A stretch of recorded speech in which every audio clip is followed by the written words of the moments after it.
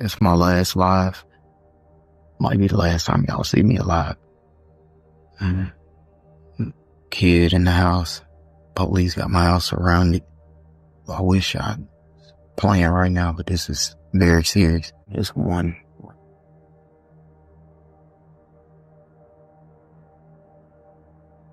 I'm gonna pick my child up, so let me get off here and get ready to surrender. Yeah, neighborhood Nip Bussin'. Giving a shout out right now to SPR in the streets, man. Spotter Low, y'all already know what it is. Neighborhood Nip Bussin'. Big shout out to SPR, Spotter Low. You know I'm in the black box, had to come through, tap in, show love one time. Yeah, y'all make sure y'all subscribe. Stay tuned, all that. It's a famous rapper. That's crazy. I don't have a clue who he is. Some of y'all may know who he is right off top. I'm sure we finna learn who he is right now, so I didn't even look it up to keep it fresh and organic. But with no further ado, let's see what this famous rapper who did some real dirty, downright disgusting bush shit and then took his life like a coward had been up to. On the afternoon of August 29th, 2023, a rapper ended his own life on Facebook Live after forcing himself sexually on a homeless woman. That afternoon, the police arrived at a quiet home on Columbus Circle in Charlotte, North Carolina, only to be met with a barricade, a live stream, and a chilling threat of ending his own life. Inside that home was 31-year-old Jeremy Keith Asbury, armed, defiant, and holding his child hostage.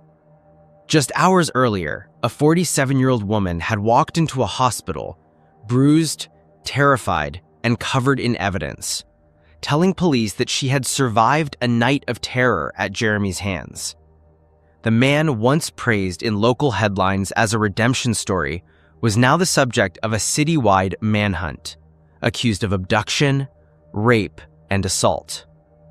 As police surrounded the house, the truth behind his past would erupt into the public eye, revealing a violent history, a system that failed to stop him, and a live-streamed standoff that ended in gunfire. This is the life and death of Jeremy Asbury. This case takes us to Charlotte, North Carolina.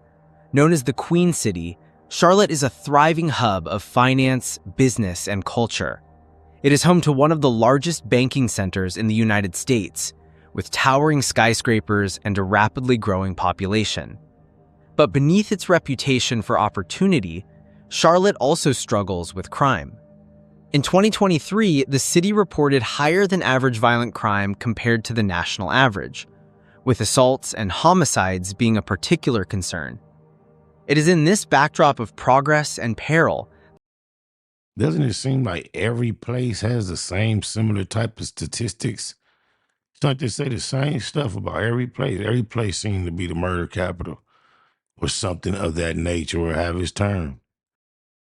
That the tragedy involving Jeremy Asbury unfolded, shocking residents across the region. Jeremy Keith Asbury, born on December 21st, 1991, grew up in North Carolina with family ties that even reached into law enforcement. While much of his early life was not documented, one thing was sure: he was determined to channel those ambitions into something bigger for himself. And that desire soon took form in his pursuit of music under the name Really Remy. Through live streams and recordings, he projected an image of ambition and resilience. His online presence began to attract a following, and he positioned himself as a rapper trying to rise from hardship to recognition. Was really Remy famous? Y'all let me know. Y'all know y'all was up on dude? A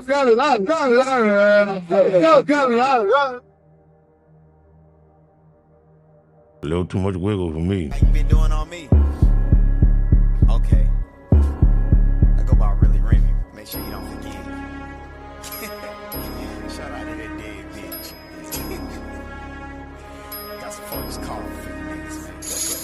Nigga play with Deontay name, I'ma shoot him in the face. Just like a porn tape. Use a slave to my rhyme book, boy, use an inmate. Waiting on my music to drop, just like a court date. I pump in your heart like Halloween. Music became both an outlet and a platform, a way to present himself not just as someone with a troubled past, but as an artist who wanted to prove his worth. For Jeremy, rapping was more than entertainment. It was tied to his identity, to the reinvention he hoped for. However, the image he projected to the public was not without its flaws. While he tried to show resilience and ambition, there were shadows from his past that foreshadowed much darker chapters to come. One of those shadows reached back to July 2015 in Fayetteville, North Carolina, when he allegedly picked up a homeless woman, drove her to a wooded area, and held her at gunpoint. She reported that he forced himself on her, wearing a condom, struck her in the head with the weapon, demanded money, and discarded her belongings. Somebody let me know, where do they make these type of dudes? This dude is a famous, to some degree, rapper. He popping, seem to be in shape, healthy. What the is wrong with him? The charges that followed included first-degree sexual assault, first-degree kidnapping, and assault with a deadly weapon. It was a serious allegation that shook Jeremy's life, but it wasn't long until this case was dismissed. In February 2016, the case was dismissed when prosecutors said they could not reach the victim. The allegations were left unresolved and Jeremy walked free. Yet as the charges fell away, questions lingered. Was this a pitiful turn of fortune for him, or was it a warning sign of the person he was becoming? But Jeremy tried his best to keep these allegations from being so tied to him. After the controversial case, Jeremy often spoke about wanting to do better, and by 2016, he was publicly held up as a so-called redemption story. Local media highlighted how he claimed to distance himself from crime, and he found connections with community organizations, including the NAACP. Yet the promise of that new path was shadowed by choices and a past he could not leave behind. His rap persona often included talk of enemies and betrayal, and for some, those words hinted at something deeper than performance. Behind the stage name was a man struggling with cycles of violence and instability, and it wasn't long until he made another brush in with the law. In 2017, just a year after the case against him was dismissed, he was charged in Mecklenburg County with robbery using a dangerous weapon. This marked a new series of charges that would follow him across North Carolina, including later arrests for unlawful possession of a firearm, assault on a female, assault with a deadly weapon, and even assault by strangulation. By 2021, he faced yet another charge for communicating threats. Altogether, 3 felonies and 3 misdemeanors piled up, most resulting in only short jail stints or probation. These cases revealed a disturbing pattern of violence, often directed towards women, and suggested a justice system that seemed lenient despite repeated offenses. See, that's that sucker seem like loose lips and brick baby rap sheet. Community activists later suggested his words, behavior, and downward spiral also showed signs of untreated mental health struggles. His live streams, filled with paranoia and warnings to his so-called enemies, became windows into a man losing control, unable or unwilling to step away from the chaos around him. Oh, Lord. Here we go. Can y'all please relax with the inboxes? Like, stop blowing my messenger up. When you talk to me on live, I'm live right now. You don't even have to talk to me on Messenger. Your fantasy is fulfilled right now, here in front of you. Yes, oh yes, it's me. Yes. Stop that shit, man. Every time I get on this bitch, y'all goddamn want to start. I mean, he dyed his hair brown. I thought it was just brown. He dyed his shit. Blowing a nigga inbox up. I'm not gonna respond. I don't want to talk. I was just living. But as chaotic as Jeremy's life had been, it wasn't until the evening of August 29th, 2023, that he committed an act that pushed everything to a different level of chaos. On the evening of August 29th, 2023, a 47-year-old woman who will be referred to here as Amy Anderson was waiting for a ride home after finishing her shift near Batty's Ford Road in Charlotte. She had never met Jeremy Asbury, never spoken his name, and had no idea that her life was about to change forever. I don't even understand how niggas stay erected taking it from somebody. I don't know how they get excited. Somebody fighting you, scratching, screaming, scared, crying, resisting, any of that. It's like, huh? Ever. Anderson recalled that Asbury first approached her and made advances, offering her money for sexual favors. She declined, brushing him off and turning away. At that moment, she noticed an elderly woman struggling with a walker in the rain. Showing kindness, Anderson helped her across the street to her residence before heading back to her job parking lot. That's when Asbury returned. He pulled his car up, stopped abruptly in the middle of the street, and jumped out. Without hesitation, he struck Anderson, knocking her down. She fought back fiercely, unwilling to go down without resistance. The two grappled in a violent struggle. Anderson managed to get away and ran to her workplace parking lot, believing she had escaped. But Asbury wasn't finished. He came up behind her with a gun, pressing it to her head. In desperation, Anderson grabbed at the weapon and the two fought over it. The struggle ended when Asbury struck her in the back of the head with the gun. Dazed and hurt, she could no longer resist as he forced her into his passenger seat. Even then, Anderson tried one last attempt to get free. She hit the lock, tried to slide across the seat, but Asbury climbed in and struck her again, tightening his control. Bruised and bleeding, she was now trapped. What followed would be a night of terror, a series of assaults and degradations that would last until dawn. From the gas station, Asbury drove Anderson to the back lot of a Dollar General store.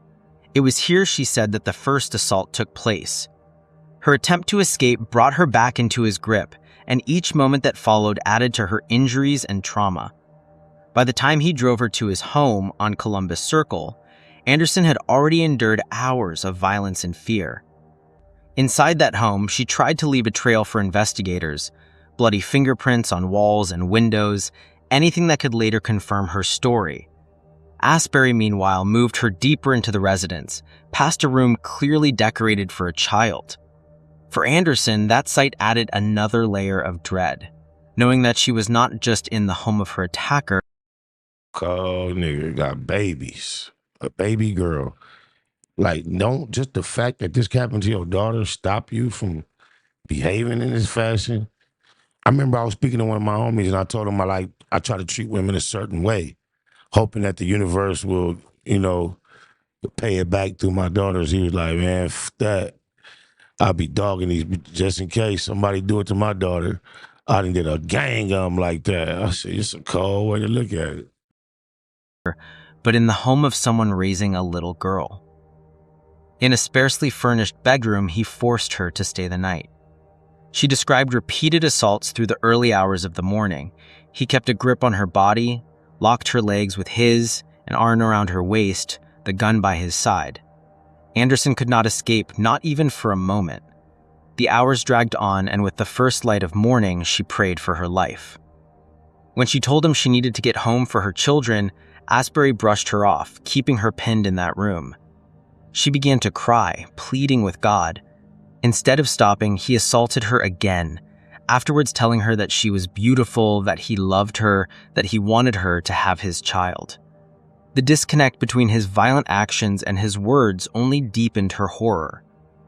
Finally, he let her shower, though Anderson only pretended, determined to keep as much DNA evidence. Damn, Big Dags, if you see this, cuz look like you a little bit, cuz. On her body as possible. She left more bloody handprints in the bathroom, hoping investigators would find them. Then he gave her a bottle of Pedialyte, put shoes on her bare feet, and led her back outside. Asbury drove her back toward Battiesford Road, the same area where the night began. Anderson noticed her blood still smeared across the passenger seat and door panel as he dropped her off. Picking up a broken piece of his glasses from the struggle, Asbury then drove away. Anderson wasted no time. She called her sister, went straight to the hospital, and a sexual assault kit was performed. Detectives were contacted immediately, and she was later brought back to the Columbus Circle home to identify the places where she had deliberately left DNA evidence. Based on her account and the physical evidence, felony charges were filed against Asbury and a warrant was issued for his arrest. The morning after Amy Anderson's report, Charlotte-Mecklenburg Police Department wasted no time. On Tuesday, August 29, 2023, just hours after her hospital visit and formal statement, detectives secured warrants for Jeremy Keith Asbury's arrest. The charges were severe, felony sexual assault among them, and the urgency was undeniable. Officers knew they had to move quickly, but they also knew the man they were going after had a long history of violence, weapons charges, and unpredictable behavior. Around 8 a.m., police units arrived at Asbury's residence on Columbus Circle in West Charlotte. What they hoped would be a swift arrest quickly spiraled into something far more dangerous. Instead of surrendering, Jeremy barricaded himself inside his home. The neighborhood soon filled with flashing lights and the heavy presence of law enforcement as officers set up a perimeter. He knew they was finna put so many holes in him in that prison system. What had started as an arrest attempt was now evolving into a tense standoff.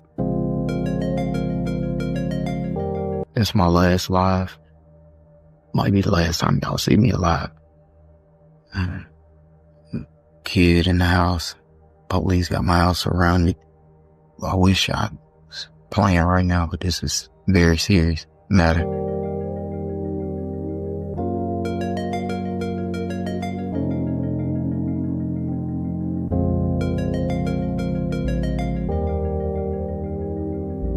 There's one right over there in the cut in Kansas City. Come to pick my child up, so let me get off here and get ready to surrender. CMPD brought in trained negotiators to defuse the situation. They attempted to speak with Asbury by phone and loudspeaker, urging him to come out peacefully. Family members were contacted as well, brought into the effort to convince him to surrender. A local community agency was also involved, underscoring how determined police were to resolve the matter without bloodshed. Still, Jeremy refused. Hours passed, and his silence, or at times his defiance, only heightened the tension. Then, in the middle of the standoff, Jeremy turned to social media.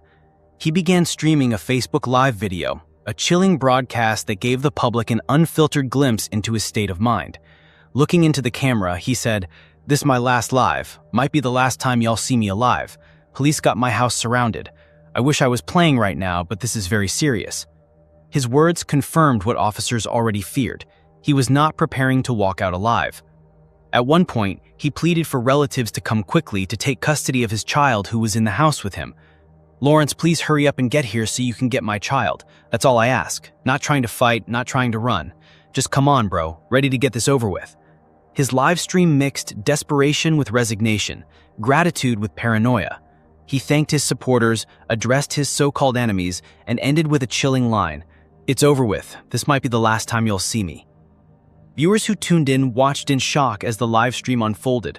To many, it was the digital echo of a man unraveling before their eyes. To police, it was a confirmation that time was running out. The SWAT team was now fully engaged, and negotiations continued alongside tactical planning. Every minute mattered, both for Asbury's child trapped inside and for the safety of the officers outside. By the early afternoon, nearly 6 hours had passed since the standoff began. Negotiators were still urging surrender, but then came the sound no one wanted to hear.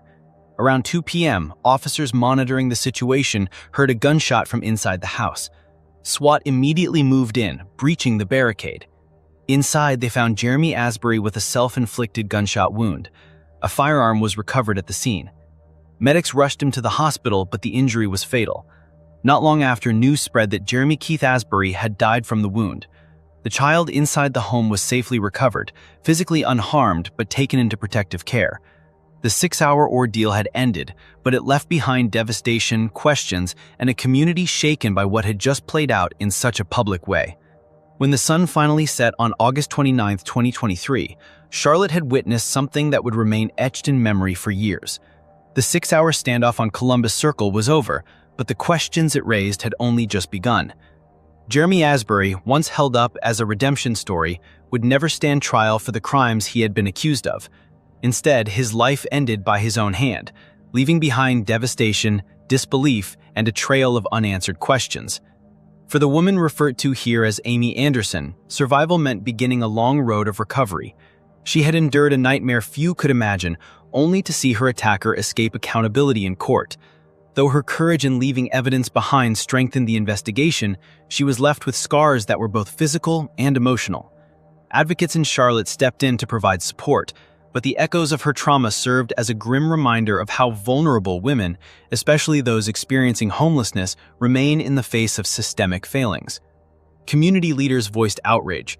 Many argued that if stable housing had been available for Amy, or if stronger mental health interventions had been offered to Jeremy, the chain of events might never have occurred. For critics, this was a tragedy that could have been prevented long before it spiraled into chaos. Asbury's 2015 case in Fayetteville was often cited as a stark warning. The allegations had been eerily similar: a homeless woman, a weapon, and a night of violence. When the charges were dismissed because prosecutors could not reach the victim, Jeremy walked free. Observers pointed out that the system had failed twice, once by not protecting the earlier victim, and again by allowing a repeat of nearly the same crime years later. For those who had believed in his redemption story, the truth was undeniable. The warning signs had been ignored until it was too late. The broadcast of Jeremy's final Facebook Live only deepened the devastation. Thousands tuned in as he spoke of the police surrounding his home, thanked his supporters, and admitted it might be the last time anyone saw him alive. For some, it was a chilling glimpse into the mind of a man unraveling. For others, it was a spectacle. For the victim and her advocates, it showed that he chose spectacle over accountability, and in doing so, denied justice. In the days following his death, Charlotte residents grappled with conflicting emotions: relief that the danger was gone, anger that justice would never be served, and sorrow for the lives harmed in the process.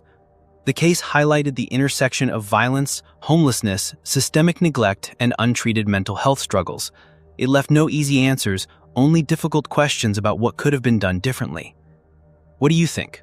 Could this tragedy have been prevented if earlier cases had been pursued more aggressively, or if more support had been available for both the victim and the suspect? Well,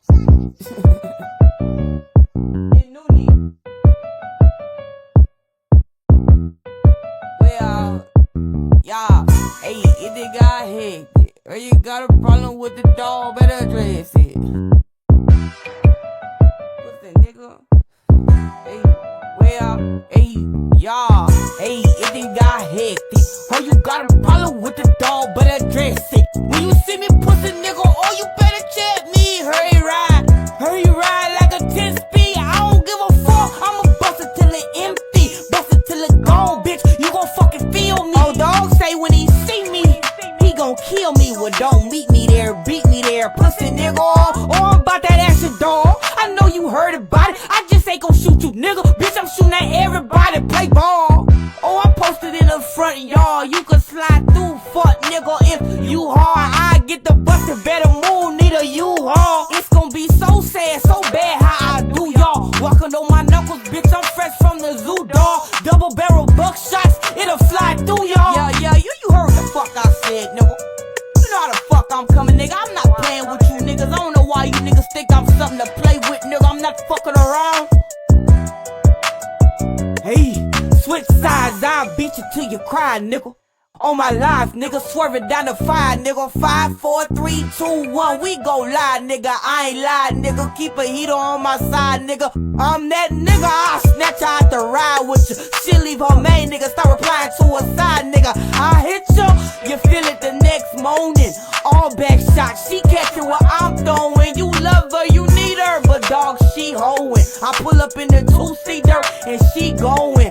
I don't need her, don't want her, but she want it. I'm smoking something legal, dog, and it's potent. Throwing something illegal, dog, and it's smoking. I let it go, he down, he broken. She in the tub, she wet, she soaking. She gon' give it all to me when I go in. Yeah, if it got hectic. Heard you got a problem with the dog, better address it. When you see me pussy nigga, oh, you better check me. Heard it Heard he ride like a 10-speed. I don't give a fuck. I'ma bust it till it empty. Bust it till it gone, nigga. You gon' fucking feel me. Dog say when he see me, he gon' kill me. Well, don't meet me there, beat me there, pussy nigga. Oh, I'm about that action, dog. I know you heard about it. I just ain't gon' shoot you, nigga. Bitch, I'm shooting at everybody. Yeah, I know you heard about it, nigga. I know you heard about it, nigga. It's no need. Y'all, it ain't got head. Heard you got a problem with the dog, better dress it. When you see me put the nigga on, you better check me. Hey, man, can you believe this nigga called my phone about a bitch he love that's in love with me? I told this nigga come pick this bitch up. If you want her that bad, come get this bitch. Man, it ain't got hectic. Heard you got a problem with the dog, better dress it. It's no need.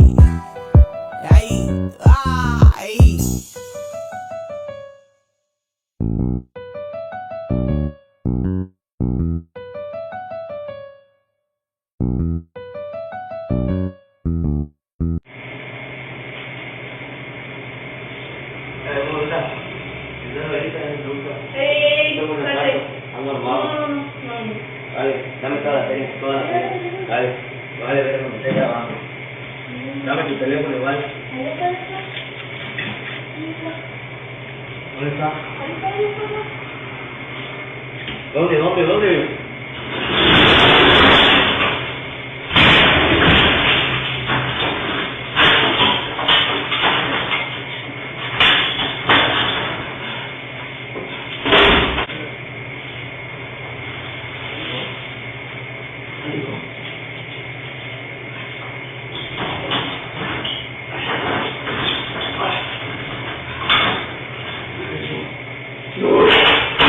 Mamita, ayúdame.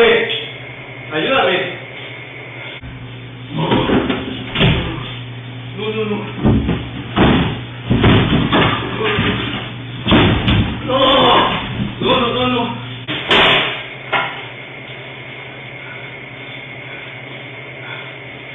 Smack with that hustle. Big shout out to SPI, Spotter Low. You know I'm in the black box. Had to come through, tap in, show love one time. Yeah, y'all make sure y'all subscribe. Stay tuned. All that.